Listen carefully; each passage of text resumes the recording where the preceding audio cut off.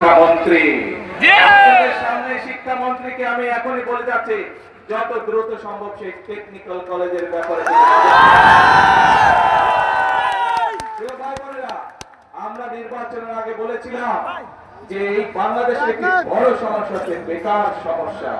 আমরা চাই আমাদের দেশের তরুণদেরকে এই টেকনিক্যাল নো-হাউ দিতে, এই টেকনিক্যাল ট্রেনিং দিতে, যাতে করে তারা দেশে কোন একটি কর্মসংস্থানের ব্যবস্থা করতে পারে অথবা নিজেদের ব্যবসা বাণিজ্য তৈরি করতে পারে, যাতে করে দরকার হলে তারা বিদেশেও যেতে পারে এবং বিদেশে যেতে ভালো চাকরির ব্যবস্থা করতে পারে।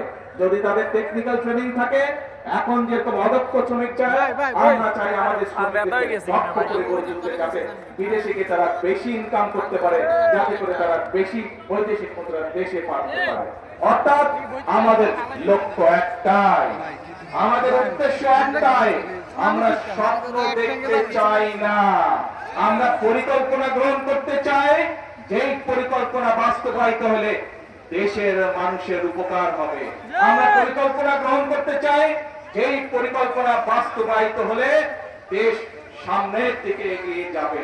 আমরা পরিকল্পনা গ্রহণ করতে চাই, যেই পরিকল্পনা বাস্তবায়িত হলে দেশের মানুষের ভাগ্যের পরিবর্তন হবে। প্রিয় ভাই বোনেরা, এখন প্রিয় ভাই বোনেরা, এই যে কথাগুলো বললাম, এই যে পরিকল্পনার কথা বললাম, এই যে আমার লক্ষ্য উদ্দেশ্য আপনাদের সাথে বললাম, আপনারা কি এর সাথে একমত? কারা কারা একমত? কারা কারা একমত? হ্যাঁ, এদিকে ধন্যবাদ। এবার বলেন তো, কারা কারা একমত নন আমার সাথে? কেউ তো হাত তুলে না, তাহলে সবাই একমত। তাহলে এখন কিন্তু কাজ একটাই, কাজ একটাই। এই এলাকার 7টা তাজা প্রাণ ঝরে গিয়েছিল স্বৈরাচার বিরোধী আন্দোলনে। 7টা তাজা প্রাণ কেন ঝরে গিয়েছিল? সেই 7টা তাজা প্রাণ, তাদের দাবি ছিল বাংলাদেশের মানুষের গণতান্ত্রিক অধিকার প্রতিষ্ঠিত করা। তাদের দাবি ছিল এই দেশের মানুষের যে ভোটের অধিকারকে চিন্তাই করা হয়েছিল, সেই ভোটের অধিকারকে পুনঃপ্রতিষ্ঠিত করা। প্রিয় ভাই বোনেরা, বিএনপির 7টা প্রাণ ঝরে গিয়েছে বিগত স্বৈরাচার বিরোধী আন্দোলনে।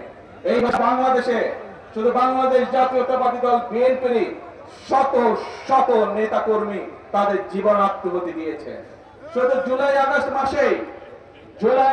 মাসে আমাদের সারা বাংলাদেশে প্রায় 450-র মতন নেতা কর্মী সেদিন খুন হয়েছিল। প্রিয় ভাই বোনেরা, 1.5 মাসের আন্দোলনে।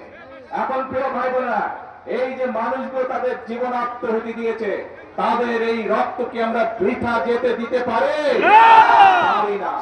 তাদের স্বপ্ন যদি বাস্তবায়ন করতে হয়,